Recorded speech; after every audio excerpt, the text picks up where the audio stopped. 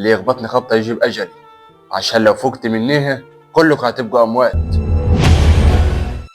ما حاجة ما لقوش جثة العمدة عواد في الحريقة؟ اللي حصل له برضه ما كانش شويه يا رتاعي. هو رجعت له الحالة ولا ايه؟ اتكلم كويس يا همام. يعني في ايه وانتوا في ايه؟ لازم نتحرك بسرعة عشان الخديوي جاي بكرة. أنا مش عايز مشاكل يا يا سالم. حضرة العمدة، هتستفاد إيه لما سالم يبقى العمدة؟ والله دي ما وهدان كان متمرمط في أراضي الخل. 2 مليون و200. مش كنا متفقين على بابه؟ سالم أبو وهدان هو اللي قتل. دلوقتي بقى العمدة ورقبتنا في يده. ده أنا كنت فاكر إنه خلص عليه. زي ما بقول لك الضحك تبقى لعبة معاه. بيعجبني دماغك قوي.